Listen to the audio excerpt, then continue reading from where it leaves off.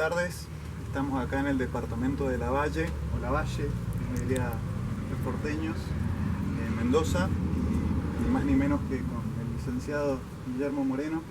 ¿Qué tal, Moreno? ¿Cómo estás? ¿Qué tal? ¿Cómo estás? Un placer en recibirte, a vos y a todo tu equipo. Bueno, nosotros, en nombre de todo el equipo, muy agradecidos de que nos hayas recibido acá en tu casa, en tu segunda casa, tal vez, ¿no? Bueno, tenemos una entrevista preparada para hacerte. Segunda casa, pero con la misma mujer. Con la misma mujer. O sea, las dos casas que tengo, con la misma mujer, porque eso de segunda casa a veces se malinterpreta. se ven difícil, sí.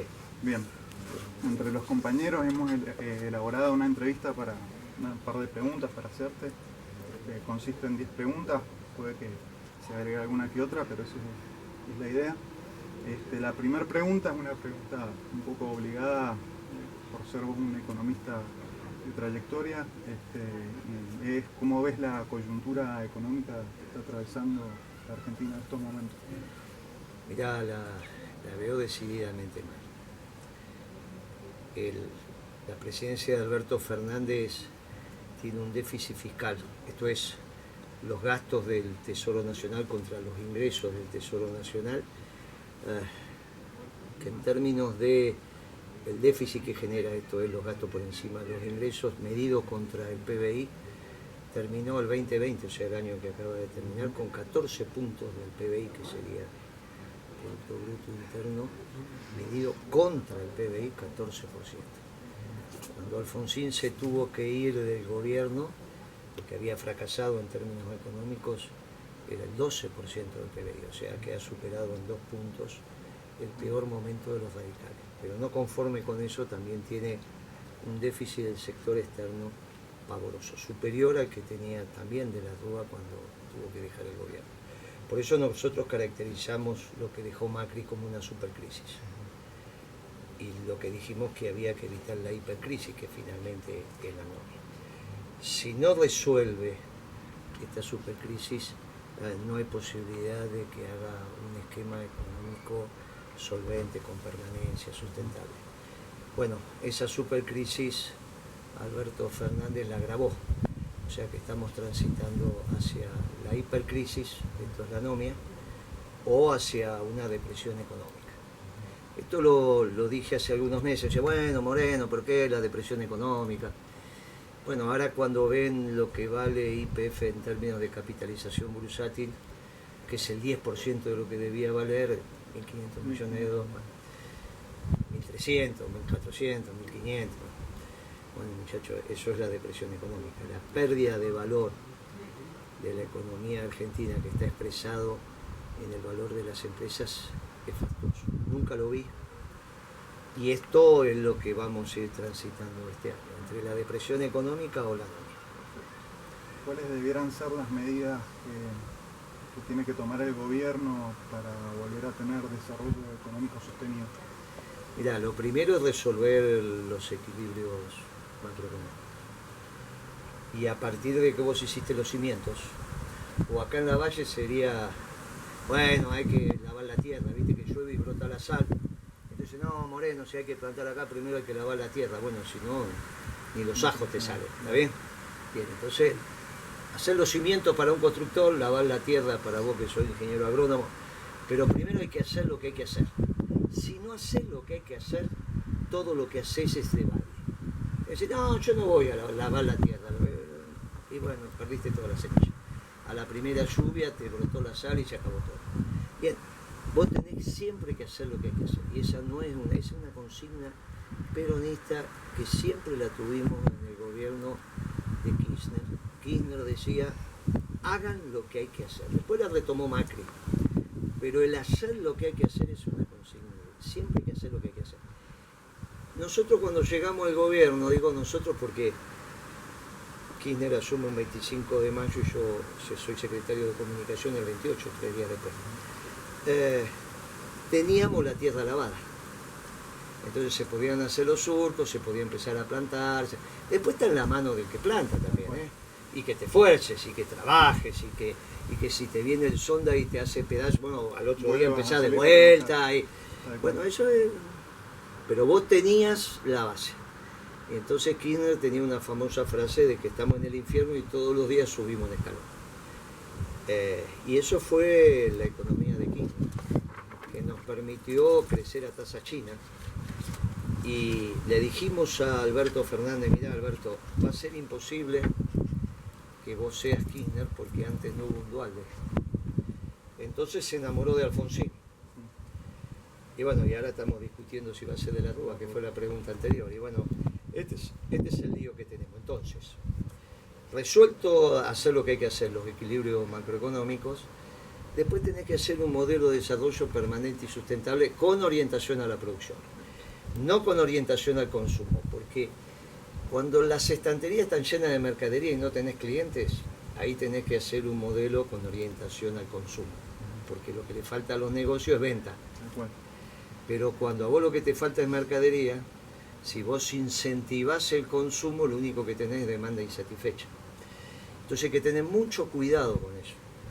Parecen lo mismo, pero no es lo mismo. No es lo mismo un modelo de desarrollo económico permanente y sustentable con orientación al consumo que con orientación a la producción. Muy bien. Ahora, ¿cómo tiene que ser? Con orientación a la producción. ¿Y cómo es eso? Mirá, hay una vieja discusión en la economía que no se saldó para nosotros los economistas clásicos, está saldado, digamos, al menos para los economistas del peronismo, naturalmente que la demanda determina la oferta. Para algunos muchachos del liberalismo la oferta determina la demanda. Para nosotros la demanda determina la oferta. Lo que pasa es que la demanda no es solo el consumo. La demanda tiene un componente muy importante que es la inversión. La inversión tiene la virtud de que cuando se empieza, cuando vos decidís invertir es demanda, porque te compras la finca, te compras el camión, empezás a sembrar, todo eso vos demandás en el mercado para hacer tu negocio. No importa si tenés plata o no, eso que los negocios, que primero está la plata y después los negocios, es una tontería, todo eso vos lo podés hacer con crédito, así que no, ese es un invento de los banqueros. Eso. Ahora, vos demandás. Pero en el ciclo que viene, cuando tu negocio está armado, la inversión se transformó en un negocio que oferta. Entonces no es el debate de que la economía necesariamente tiene que empezar por la demanda. Ese debate está saldado, pero dentro de la demanda vos podés empezar por el consumo privado, por el gasto público o por la inversión privada y exportaciones. Bueno, este es el momento de empezar por exportaciones y por inversión privada. Porque no es cierto que hay un antagonismo entre lo público y lo privado. Hay temas que el general Perón no tocó, porque obviamente es un hombre de su tiempo. Pero sobre el rol del Estado, el general Perón explicó todo. Nosotros los peronistas no somos estatistas, somos defensores del sector privado. Lo que pasa es que para nosotros el sector privado también es el movimiento obrero organizado. La estructura de la CGT, de la Confederación General de Trabajo, son los gremios del sector privado, la UON, ESMAT, la Unión Obrera Textil, la UOCRA, etcétera, etcétera, los petroquímicos, los químicos. Todo eso son muy bien. La diferencia es que somos defensores del sector privado, pero miramos la sociedad de abajo para arriba, por eso somos justicialistas. Por eso somos justicialistas. Somos defensores de la propiedad privada, por eso no somos marxistas. También somos defensores de la justa distribución de la producción de los bienes y servicios, por eso somos justicialistas, no somos liberales. Bien. Guillermo, de acuerdo al modelo de desarrollo permanente y sustentable, ¿cuáles son los vectores de competitividad que tiene la economía argentina para salir adelante? Está bien esa pregunta porque cada pueblo tiene su especificidad y nosotros tenemos que buscar cuál es esa especificidad de nuestros recursos y en la estructuración de nuestra economía que nos permita ser competitivos en el mundo. Y acá tenemos dos, que son los alimentos que se producen en la pampa húmeda y algo que la Argentina tiene y no todos los países tienen, que somos un país con petróleo. No somos un país petrolero, pero somos un país con petróleo. Petróleo que nosotros, que no es de los petroleros, el petróleo es de la Argentina. No es de los petroleros. Los petroleros lo que hacen es explotarlo, o sea, sacarlo de abajo de la tierra y de acuerdo al proceso terminan los combustibles que vos utilizás. Sea como molécula o sea como electrones, porque hay una máquina ahí que se llama generador, que le pones molécula por un lado, le pones energía fósil por un lado, de alguna manera, y salen electrones que viajan y se llama electricidad. Por eso la matriz energética en realidad es una. Va desde lo fósil hasta donde vos quieras. Pero la Argentina tiene fósil, tiene energía fósil. Y cuidando el ambiente y haciéndolo sustentable, nosotros tenemos que utilizar ese vector, porque cuando vos mirás el mapa mundi, mirás un planiferio, mirás, tomás noción de dónde está la Argentina. Obvio que para una guerra nuclear entre Rusia y Estados Unidos nos viene bárbaro donde estamos. Igual vamos a terminar muy mal, pero más tarde.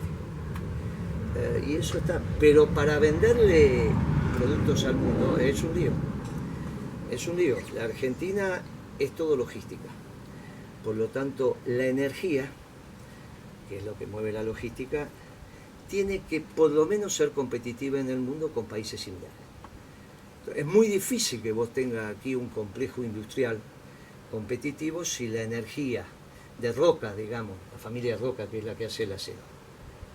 Para hacer el acero es más cara que en Estados Unidos. Nosotros le pusimos la cabeza así, para no decir otra cosa, a Chávez, al venezolano, para que le diera la plata de Sidor a Roca. Sidor es la empresa que estatizó Chávez, una acería que tenía. Los Roca tenían una acería ahí que hacía. Sí, una buena acería, hacía 400.000, 500.000 toneladas de acero anual. O más, en su momento de esplendor más. Bien, se la nacionaliza, era un derecho que tenía el presidente venezolano, pero te tenés que pagar. Y ahí, bueno, tanto se le dijo a Chávez que terminó pagándole 2.200 millones de dólares. 2.000, o sea, más que lo que hoy vale YPF, tenemos claro, ¿no? Sí. Para tener orden de magnitud, no es tan importante saber el número exacto, sino tener orden de magnitud. Cuando yo te digo YPF 1.500 millones de dólares, después te digo que una acería en Venezuela, Chávez la pagó 2.200 millones de dólares, vos decís, che, ¿cómo es esto? Hay algo que no cierra acá, ¿está bien? Bien, lo que no cierra es YPF a 1.500 millones. Tenía que costar 15.000, que es lo que costaba. Bueno, muy bien. Esos 2.200 millones la puso en el mercado de Londres, allá los depositó. De eso, nuestros cálculos dicen que trajo para la Argentina 400 millones de dólares, hizo un tren de laminado nuevo allá en San Nicolás, laminado en frío, y 1.800 millones de dólares utilizó para hacer una planta de tubos sin costura, que hasta ese momento Techín Roca tenía una sola, que era también allá en la zona cerilla nuestra, San Nicolás, Campana, que no teníamos casi, no te digo el monopolio a nivel mundial, pero éramos unos grandes abastecedores de caños sin costura. Hay que hacer un caño sin costura, porque sos ingeniero, después le explicás a la muchachada cómo hacer un caño sin costura. Yo soy agrónomo. Y bueno, viste, pero sos el que más se debería acercar a pensar cómo se hace un caño sin costura, porque los caños que nosotros conocemos tienen la costura de la soldadura, finalmente no deja de ser una chapa doblada, soldada, puede ser manual, mecánico, pero bueno, que es un caño, una chapa doblada que le hace la costura.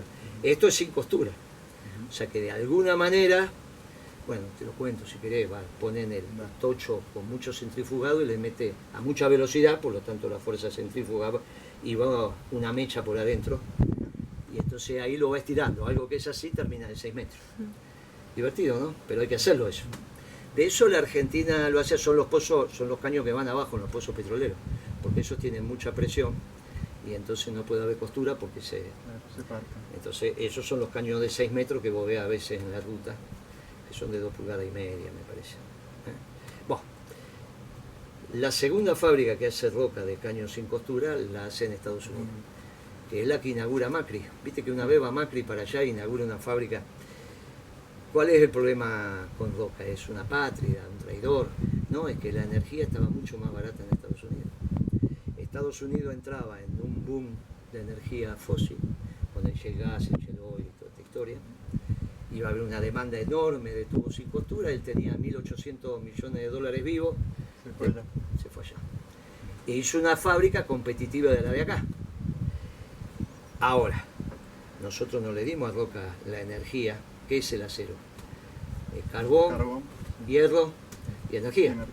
en una olla gigante que dicen alto horno, que yo, no importa, después le meten sal y pimienta y salen distintos tipos de acero. Esto que parece ridículo, bueno, es mucho más complejo, pero es así. Ahora, la energía es un elemento básico para que vos tengas mecánica competitiva con el mundo. Si vos no tenés energía competitiva con la de Estados Unidos, el aluminio que sale de Alvar es caro.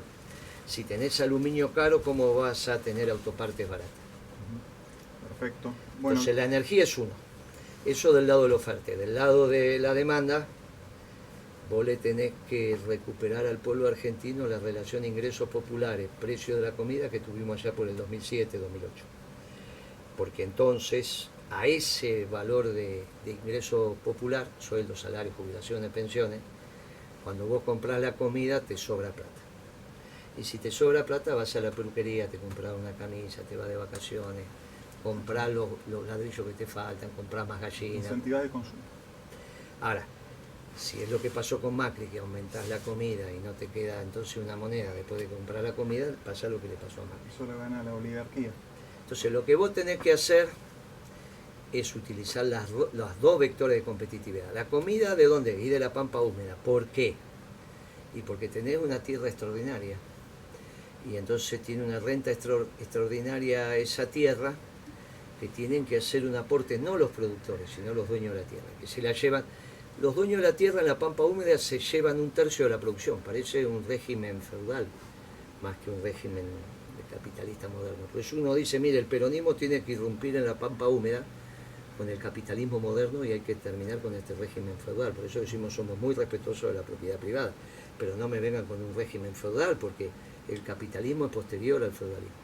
Vos tenías un señor que era el dueño de la tierra, son los oligarcas, y vos tenías el siervo de la gleba, que trabajaba esa tierra y le pagaba el alquiler con producto. ¿No es eso? Bueno, era lo mismo.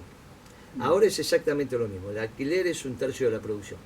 Bueno, claro, si vos cuando comprás la comida no solo tenés que pagar el costo primo de la producción, esto es el trabajo, los ingenieros agrónomos, el contratista, más la ganancia del productor, sino que encima en el litro de leche, claro, en el litro de leche vos tenés que pagar el alquiler de la tierra, que es 1/3 de la producción de leche. Bueno, no, entonces tenemos un lío bárbaro. Entonces tenés la leche cara. Y ahí tenemos un problema muy serio, porque la leche cara te genera pobreza. Y eso lo tienen que entender los terratenientes. Lo están empezando a entender y a mí me parece que sí. Por eso ya tuvimos reuniones con la sociedad rural de la provincia de Buenos Aires con un hecho inédito, ¿eh? Un hecho inédito. Yo creo que nos vamos a ir poniendo de acuerdo. Guillermo, de acuerdo al modelo de desarrollo permanente y sustentable, ¿cuáles son los vectores de competitividad que tiene la economía argentina para salir adelante? Está bien esa pregunta porque cada pueblo tiene su especificidad y nosotros tenemos que buscar cuál es esa especificidad de nuestros recursos y en la estructuración de nuestra economía que nos permita ser competitivos en el mundo.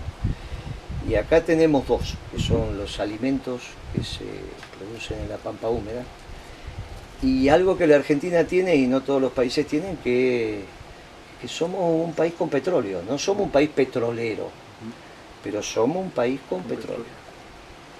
Petróleo que nosotros, que no es de los petroleros, el petróleo es de la Argentina, no es de los petroleros. Los petroleros lo que hacen es explotarlo, o sea, sacarlo de abajo de la tierra y de acuerdo al proceso terminan los combustibles que vos utilizás, sea como molécula o sea como electrones, porque hay una máquina ahí que se llama generador, que le pones molécula por un lado, le pones energía fósil por un lado, de alguna manera, y salen electrones que viajan y se llama electricidad. Por eso la matriz energética en realidad es una, va desde lo fósil hasta donde vos quieras. Pero la Argentina tiene fósil, tiene energía fósil. Y cuidando el ambiente y haciéndolo sustentable, nosotros tenemos que utilizar ese vector, porque cuando vos mirás el mapa mundi, mirás un planiferio, tomás noción de dónde está la Argentina. Obvio que para una guerra nuclear entre Rusia y Estados Unidos nos viene bárbaro donde estamos. Igual vamos a terminar muy mal, pero más tarde. Y eso está. Pero para venderle productos al mundo, es un lío. Es un lío. La Argentina es todo logística. Por lo tanto, la energía, que es lo que mueve la logística, tiene que por lo menos ser competitiva en el mundo con países similares. Es muy difícil que vos tengas aquí un complejo industrial competitivo si la energía de Roca, digamos, la familia Roca, que es la que hace el acero. Para hacer el acero es más cara que en Estados Unidos. Nosotros le pusimos la cabeza así, para no decir otra cosa, a Chávez, al venezolano, para que le diera la plata de Sidor a Roca. Sidor es la empresa que estatizó Chávez, una acería que tenía. Los Roca tenían una acería ahí que hacía. Sí, era una buena acería, hacían 400.000, 500.000 toneladas de acero anual. O más, en su momento de esplendor más. Bien, se la nacionaliza, era un derecho que tenía el presidente venezolano, pero te tenés que pagar. Y ahí, bueno, tanto se le dijo a Chávez que terminó pagándole 2.200 millones de dólares. O sea, más que lo que hoy vale YPF, tenemos claro, ¿no? Sí. Para tener orden de magnitud, no es tan importante saber el número exacto, sino tener orden de magnitud.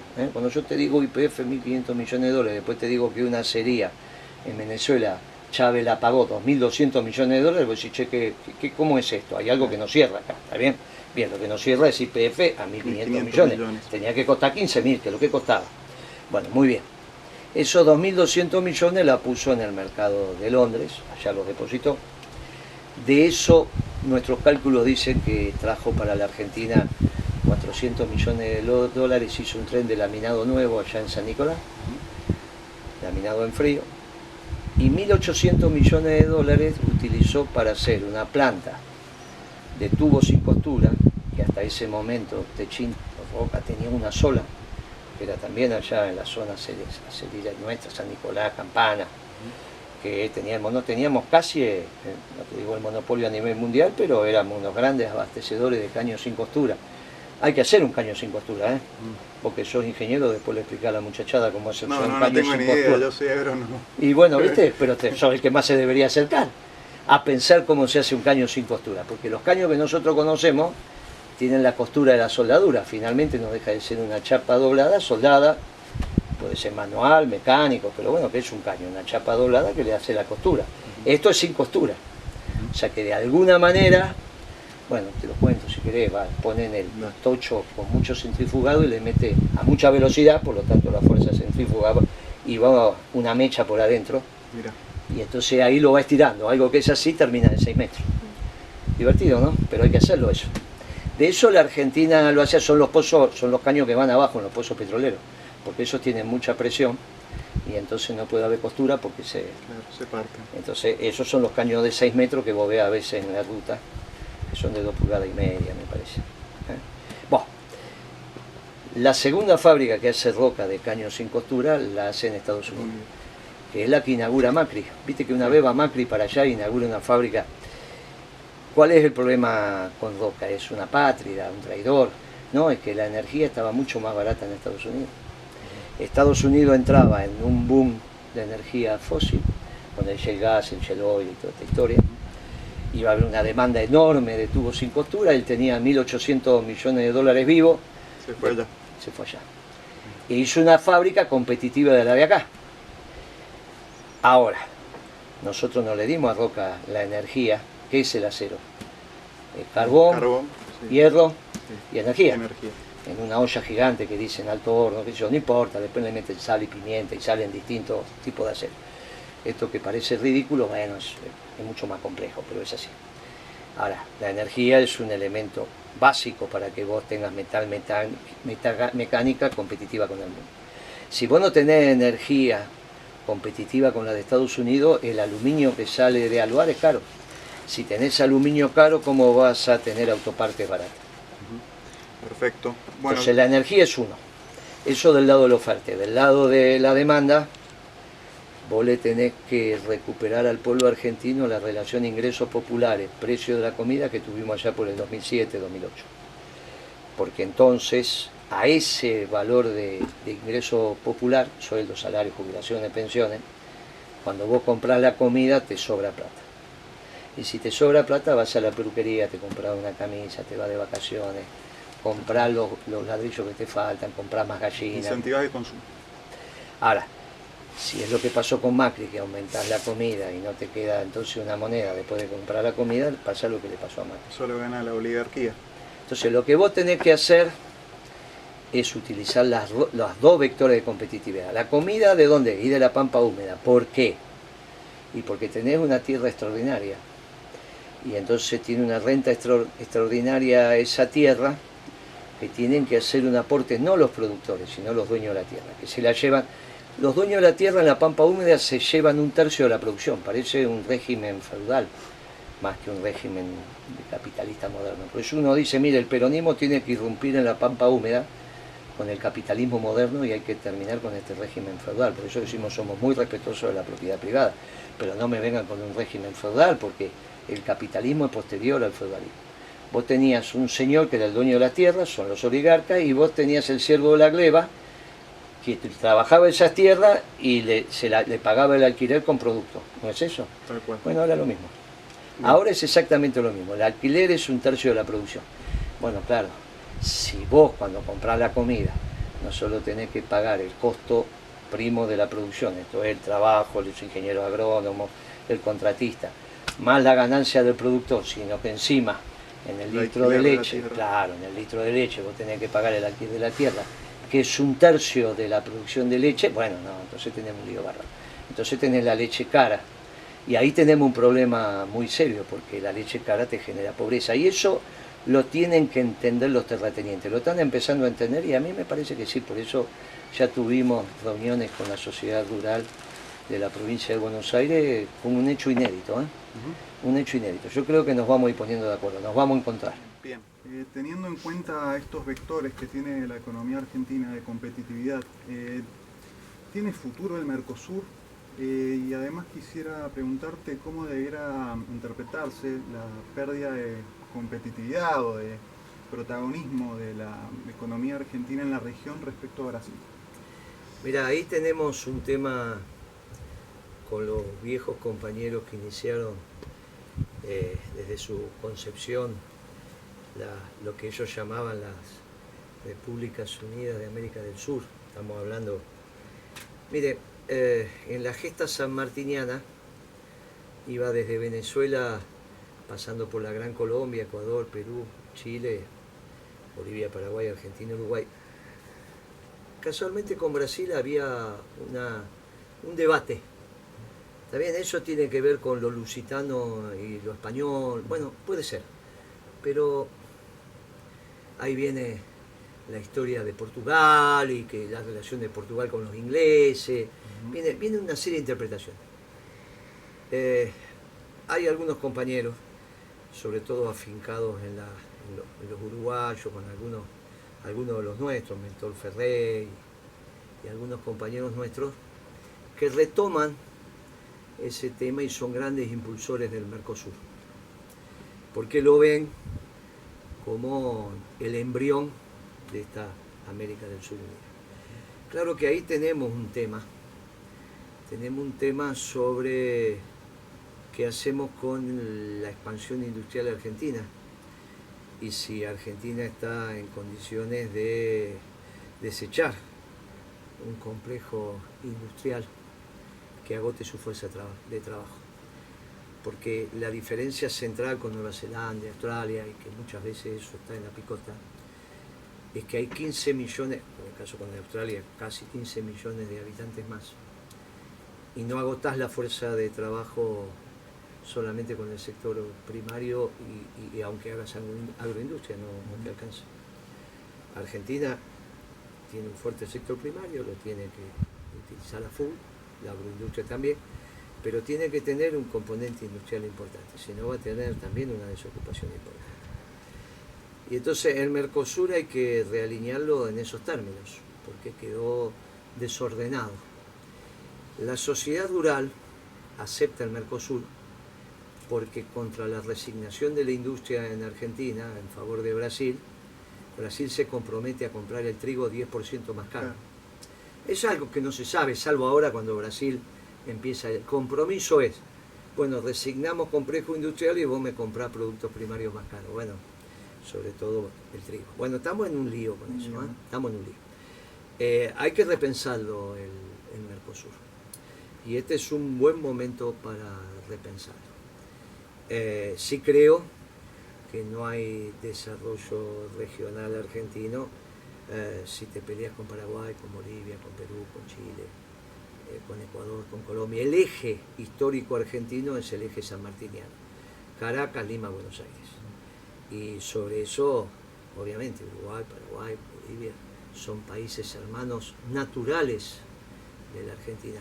El que siempre incentivó la autonomía de Santa Cruz en Brasil fueron los brasileños, no la Argentina. Y si no es autónomo es por Argentina.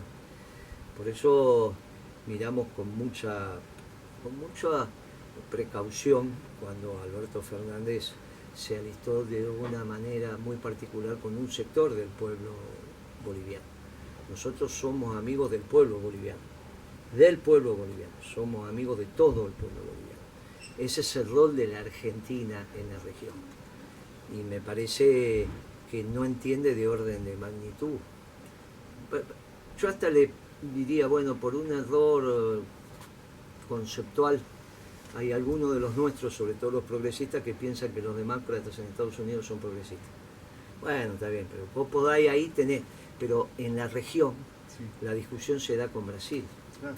Por eso quería preguntarte en relación con Brasil, dentro de esta pregunta te la hago. Digamos, el avance de la frontera agrícola que ellos pueden lograr hacer hacia los cerrados, hacia el oeste, y además la reforma laboral del 2017 no juega muy en contra de nuestra economía, porque nosotros no vamos al oeste, como vos ya has dicho, nos vamos a tierras menos fértiles, pero a su vez con menos agua. Ellos se van al oeste, son tierras menos fértiles, pero tienen agua. Entonces pueden seguir creciendo y el eje del peso y finalmente es el Paraná, ¿no? Si vos lo seguís imaginariamente, atraviesa Paraguay. Bueno, ahí es donde Argentina frena la guerra Chaco-Paraguaya, ¿no?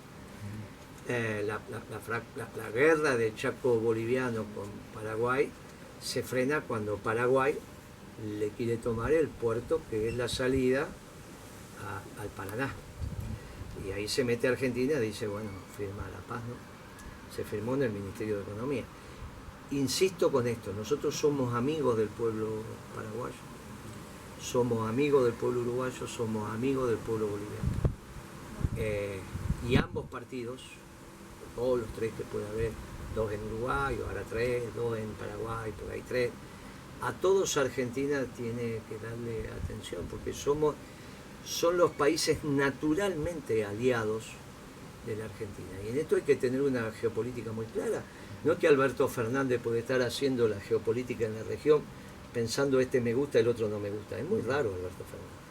Que eso lo haga para elegir la pizza, si le gusta de mozzarella, le gusta con cebolla, que sea con aceituna. Eso es con banana y palmito, como los brasileños que te comen ahí esas pizzas raras. Pero muchachos, cuando vos haces política, sobre todo en la región, a menos que vos estés renunciando al rol de liderazgo de Argentina en Hispanoamérica. Bueno, esto es muy complicado. A veces uno tiene ese temor con Alberto Fernández, ¿no? Mira las cosas muy chiquitas. Bien. La quinta pregunta está relacionada con un término geopolítico que es la macrocefalia. Uno cuando ve una imagen satelital de la Argentina, una mancha gris ahí un poco más abajo del delta del Paraná, en forma de abanico, ¿no? Con todas sus rutas convergiendo ahí. Ese protagonismo que ha tenido históricamente la ciudad puerto de Buenos Aires, por ahí un poco uno viéndolo desde el interior, lo ve como en desmedro del resto del país. Una cuenta pendiente el federalismo. Y quería preguntarte además cómo podemos hacer para realmente federalizar el país, teniendo en cuenta sus implicancias geopolíticas, ¿no? Sobre todo en el sur de Argentina. Es una cuenta pendiente. Ahora, en términos de defensa nacional, es donde menos retrasado estamos, porque nuestros expertos lo que dicen es que, Dios no lo permita, pero la Argentina podría ser invadida, pero el invasor no se puede quedar. O sea que en términos de defensa nacional estamos bastante razonables. ¿Está bien? Y eso allana las hipótesis de conflicto en tanto y en cuanto, si el otro no puede, te haces amigo. ¿Está bien? Esto es muy importante. En términos de estructura productiva, que lo que estás diciendo, Mendoza es una provincia que demuestra que con esfuerzo y trabajo, acá si vos te quedas quieto, la naturaleza, bueno, acá esto de vivir, acá hay que trabajar. Mendoza es un ejemplo de eso, es un ejemplo, a pesar de que no es una provincia tradicionalmente peronista, y nos ha costado ganar, hemos ganado las primeras elecciones. Sí, hemos 46 ganado. acá. No, y acá tenemos dos gobernadores que fueron extraordinarios nuestros, Paco Pérez. Nosotros hemos ganado. Pero no es, está bien, no es una que voy a decir, bueno, acá se gana siempre. Pero bueno, no es Formosa, no es San Luis. Está bien, tenés alguna, está bien. Pero sin embargo el trabajo en Mendoza se ve. O sea que Mendoza, la producción mendocina es una producción que estuvo alén de los mares, y no es solo el vino, ¿no? Acá hacíamos turbinas. Para nosotros era un orgullo que fuéramos a vender, me tocó a mí, vinieron, los de Pescarmona vinieron a vender turbinas en una gira que hicimos a Viena. Y estuvimos ahí, no sé cómo terminó el negocio, porque vos acompañás hasta donde acompañás, pero también las que se venían, o sea, era una industria mendocina, con 1000 y pico de muchachos que entienden cómo hacer turbinas. Te imaginas que nosotros, porque sabemos hacer turbinas. Esa empresa no hay que perderla, ¿no? Obviamente esa capacidad, que no es solo que es una empresa, no es solo, también son los recursos humanos, el saber hacer, el capital, la maquinaria, si no, no vale nada. O sea, todo eso que vale, si haces turbinas, si no haces turbinas no vale nada. ¿Qué vas a hacer? Esa producción estaba en el mundo, aparte del vino, ¿eh? Aparte de la fruta, aparte de las pasas de uva, todo eso se veía. Mendoza es un ejemplo de que nosotros podemos transitar a un país más integrado, pero estamos en un defecto, estamos en un defecto. Se ha tratado de paliar eso, incluso los regímenes promocionales hicieron eso, Tierra del Fuego, San Luis, y, qué sé yo, Catamarca, La Rioja, pero bueno, no terminamos de integrar, y mucho tiene que ver con la energía. Mendoza también es una provincia con petróleo, y el petróleo es más caro porque es el liviano. El petróleo de Mendoza compite con el petróleo de Chubut, que es el pesado. Bueno, esto hay que resolverlo, estamos todavía en un dimes y diretes, pero en un modelo de desarrollo esto se resuelve. Pero es una asignatura pendiente, es cierto. Esa es la Argentina volcado al proceso exportador. Entonces tenía su lógica que en el puerto de aguas profundas posible que había en aquel momento, que era Buenos Aires, ¿no? Ingeniero Guaita allá en Bahía Blanca, bueno, la cosa terminará así. Ahora tenés Rosario, tenés puerto privado, tenés Buenos Aires, tenés La Plata, tenés Bahía, tenés puertos para el sur. El tema de la pesca es una... Mire, yo le digo a los mendocinos esto porque, y se los digo con mucha pasión y mucho patriotismo, para ustedes va a ser un lío, y miro para allá porque ahí hay un montón de mendocinos, para ustedes va a ser un lío entender la nueva Argentina. Ustedes que son bien de tierra adentro, la nueva Argentina, la mitad de su territorio, entre comillas, es mar. Y ese es un proceso que tenemos que valorar. Empezó Menem y terminó recién Alberto Fernández, sacando una ley que legitima unos acuerdos internacionales donde Argentina duplicó su superficie. Lo vamos a llamar territorio donde obviamente es marítimo, ¿no? Pero por la base continental. Hoy la Argentina es un bife de chorizo, pero también es un filé de merluza. Hay que entender que acá duplicamos nuestra superficie con el mar. Por eso En términos de defensa, eso significa que tenemos que construir una infantería de marina como una cuarta fuerza armada. Porque el combate en el Atlántico no es lo mismo que el combate acá en los Andes. Y nosotros necesitamos una marina que sirva de logística a la usanza norteamericana, pero aquellos muchachos, no muchos, 35 o 40 mil muchachos preparados para el combate costero, que no es la infantería de marina actual, no es la infantería inglesa ni la infantería norteamericana, que es una infantería ofensiva, es una infantería defensiva. Por eso tienen que revisar algunos muchachos del progresismo el rol de China. Mire, China va a defender sus intereses mundiales, y vamos a hablar de China potencia, cuando esté en condiciones de tener una infantería de marina que resguarde sus intereses más allá de su territorio. Y está muy lejos, pero muy lejos, por lo menos a 30 años luz de distancia, China de tener una infantería, si la deja, ¿está bien? El primer portaaviones que tuvo China, que es un portaaviones, como todos les dicen, ucraniano, de la época de la Unión Soviética, en la división se lo crearon los ucranianos, allá en el Mar Negro. Desde allá vino navegando hasta China. Cuando llegó el portaaviones, que tecnológicamente, imagínate vos lo que es eso, estamos hablando de la Guerra Fría, llegó la secretaria de Defensa de Obama en esa época, y le dijo, ¿y para qué quiere un portaaviones China? Ahora dicen que tienen otro, todavía no está operativo, lo votaron pero no está operativo. Hasta que tenga una infantería de marina en condiciones de transportar sus hombres y llevar la guerra mucho más allá de su frontera, es muy difícil que se pueda hablar de la expansión de los chinos en términos de hegemonía mundial. Yo les pido ahí a los progresistas que lean un poquito. Muy distinto a los soviéticos, los viejos soviéticos, nuevos rusos. Porque la expansión en todo caso era para Europa, y ahí sí es a partir de los tanques, los famosos tanques de Stalin, ¿no? Que decían, no me hagan enojar que pongo en marcha los tanques, y con eso los alemanes se ponían, ¿viste? Pero eso es otra historia.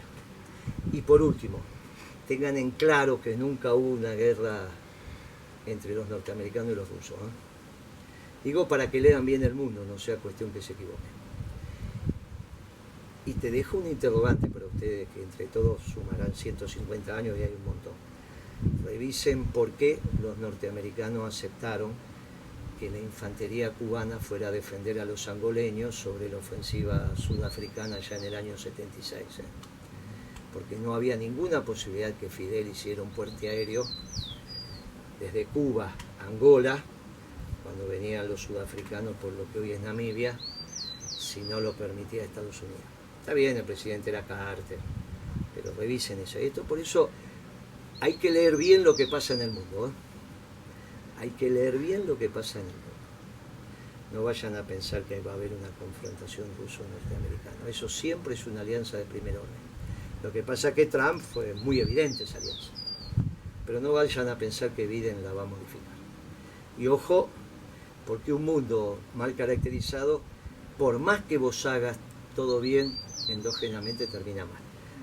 Tienen que ser los dos elementos, la caracterización del mundo y que vos hagas bien las cosas en Argentina. El problema es que Alberto Fernández piensa mal todo, piensa mal el mundo y piensa mal lo que pasa en Argentina. Estamos fritos, che. El filósofo Alberto Vuela, recientemente en una charla con la agrupación La Brigadier General, considera el Congreso Nacional de Filosofía de 1949, celebrado en Mendoza, como el hecho cultural más importante de la historia argentina. Bueno, en el mismo Perón presenta su libro La Comunidad Organizada, además de paso siguiente, acto siguiente, presentar la Constitución del 49.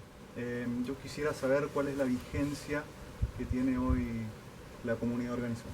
Total, ha fracasado el liberalismo, ha fracasado el marxismo en la conceptualización clásica, desde los clásicos que damos los peronistas, y desde este posmodernismo ha fracasado tanto la socialdemocracia como el neoliberalismo.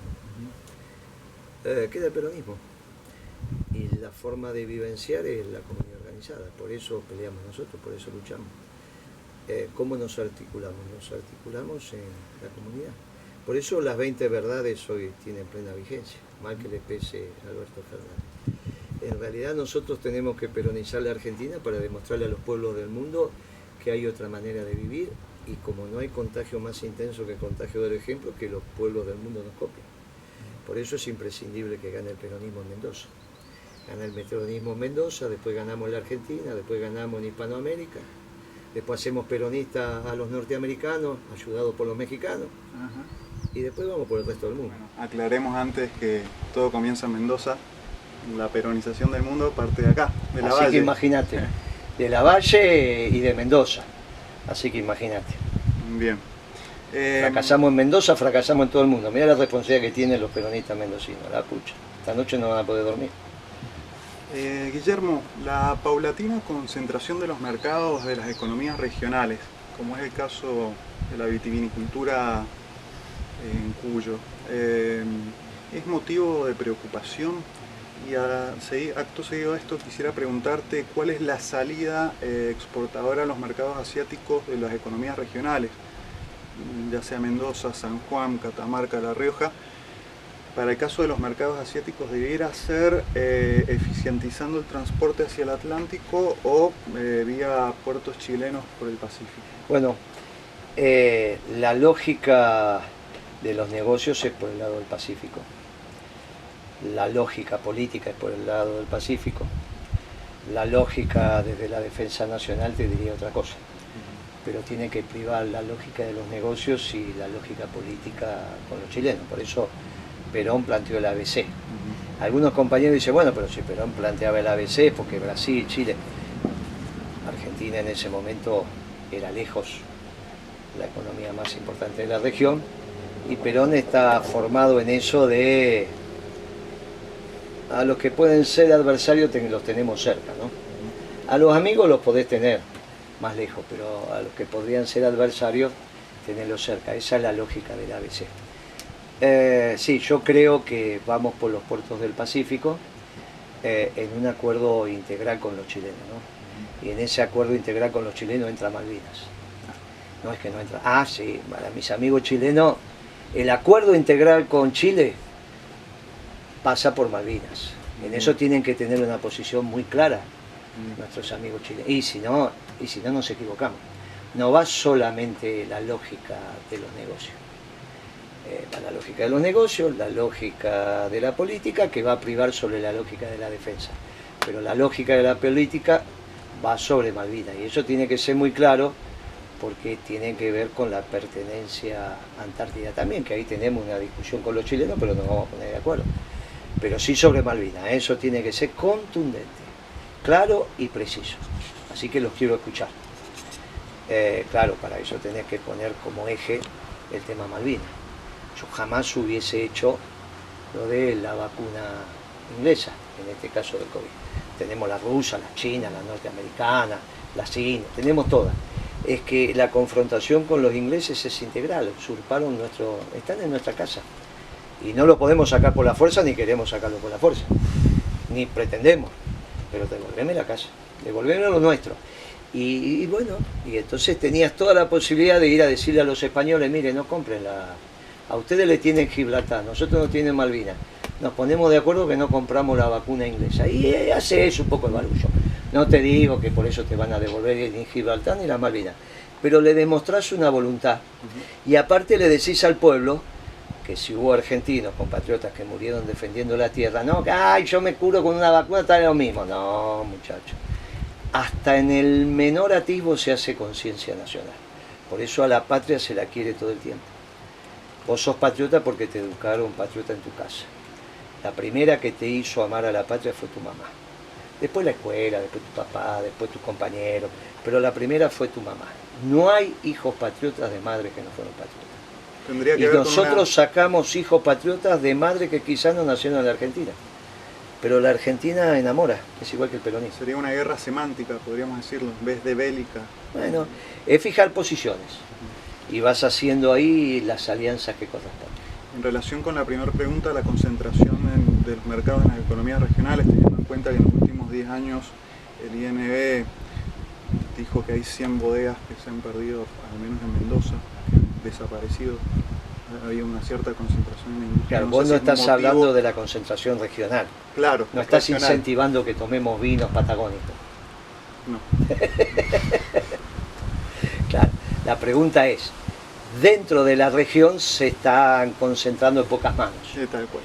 En realidad tiene eso que ver con la centralización y concentración del capital, según contaron el filósofo alemán allá en el siglo XIX con las ideas marxistas. Mirá, el problema de esto es que dejan de ser rentables los negocios. La concentración se da cuando vos empezás a disminuir la capacidad de acumular capital en las unidades de producción más pequeñas. Y eso pasa cuando la economía empieza a tener problemas. Los primeros que empiezan a tener problemas son los pequeños y los medianos. Entonces vos estás en un proceso donde los pequeños y medianos la pasaron mal desde el 14 en adelante, otros dirán desde el 15 o 16 en adelante, bueno, es para discutir. Algunos dirán esto empezó con Kicillof y otros dirán esto empezó con Macri, lo discutimos. Pero la realidad es que vos estás viviendo ese proceso, porque obviamente los pequeños y los medianos son los que sufren más la falta de rentabilidad en la economía. Pero ojo que si eso perdura, cuando caen los grandotes te hacen un lío bárbaro. Te hacen un lío bárbaro, que es lo que está pasando con YPF y las grandes empresas. Porque finalmente cuando la economía no es rentable, esto es cuando el sol sale, rentabilidad sale para todo. Y cuando el sol se empieza a dejar de brillar, ¿viste? Vos decís, se pone por el occidente, cuando el sol se empieza a poner, vos decís, mirá, a los primeros que dejan de tomar sol son los pequeños, los medianos, porque bueno, los grandes se le empiezan a quedar con... Y es lo que ves con los supermercados, los hipermercados, con los proveedores. No, pero ¿por qué esa negociación tan exigente? Y porque en realidad ellos empiezan a ver que tienen que dejar la heladera prendida, que la electricidad, que esto, y la rentabilidad de Coto y compañía también empieza a achicar y entonces el pez grande se come hasta que, mirá lo que pasó con Walmart y lo que está pasando con Carrefour. ¿Por qué no pasa con Coto? Y por algo que vos dijiste antes, que el ojo del amo engorda el ganado. Pero estos que piensan que los hipermercados se la están llevando en pala, que expliquen por qué se vendió Walmart entonces. ¿Qué es lo que pasa con Carrefour? Yo miré los balances de Carrefour, ojo que no todo lo que dice es oro. Claro, llega un momento en que la falta de rentabilidad va para todo tipo de industria al margen del tamaño. Y esto es lo que vas a ver. Cuando vos haces una economía rentable, también sale el sol para las pequeñas y medianas. Y la economía peronista es que fundamentalmente empiece a salir el sol por abajo. ¿Nosotros qué le decimos a Techín? Lógicamente que necesitamos Techín. Pero cuando arrancamos ponemos la atención en los talleres. ¿Qué dicen los liberales? Porque yo sé que si pongo la atención en los talleres, llego a Techín, porque es el proveedor de insumos. ¿Qué me dicen los liberales? No, empecemos por Techín que después derrama. Y yo me lo quedo mirando y le digo, déjate joder, sí. Eso no derrama nunca. Cuando está por derramar me aumentan la copa, ¿viste? Me la hacen más grande. Yo soy defensor de Techín. Pero déjame empezar la política económica por los talleres. Que vamos a llegar a Techín sin ninguna duda. Guillermo, ¿desde qué óptica tenemos que interpretar los fenómenos de índole secesionista tan perjudicial para los pueblos como es el caso reciente de Malargüe, del Mendoexit, perdón? Lo de Malargüe también es un tema, pero es un tema de los mendocinos. Sí, es un tema de los mendocinos que ustedes me van a enseñar ahí cómo van a resolver ese tema. No, lo de el exit de Mendoza que planteó un diputado radical, la verdad que no sé, es medio extraño. Sobre todo porque los radicales tienen una visión nacional, un poco arcaica, pero es raro. Si lo hubiese planteado... Mirá, le contestó Escribano de La Nación, no sé si ustedes lo leyeron. La Nación hizo... Yo le aconsejo que lo busquen. Un sábado, viste que La Nación en la semana saca tamaño tabloide, o sea, como Clarín, pero los fines de semana siguen su tamaño tradicional, eso que no te daban los brazos para leer. Y ahí le escribió toda una página a Escribano, que es un artículo que dice de Godoy Cruz al nombre del diputado que ni lo voy a nombrar. Y entonces yo digo que lo lea. Me llamó la atención, La Nación contestó. Obviamente el peronismo no comulga, nosotros somos un solo pueblo, una sola bandera, un solo himno, un solo ejército en términos de Fuerzas Armadas, una sola educación, tenemos los criterios fundacionales, un solo correo, oficial, en mano del Estado, en fin, ese tipo de situaciones. Puede ser que es la segunda vez que me toca vivirlo. En el 2001 me tocó debatirlo con los salteños, que estaban hablando de la patria se construyó con aquellas provincias que delegaron los poderes del Pacto de San José. Bueno, muy bien. Ellos querían reasumir esos poderes delegados, eso implicaba la construcción del Norte Grande, 2001 estoy hablando. Y después también me tocó discutirlo en Tierra del Fuego. Obviamente después el peronismo se hizo cargo del país y eso se terminó. Teníamos muchos ejércitos, teníamos muchas monedas, era un desorden muy grande. Bueno, esto por ahora no tuvo mayor repercusión. Esperemos que este diputado, que su apellido empieza con C, no pase de una bravuconada y nada más que eso. Lo de Malargüe es un tema para ustedes muy delicado.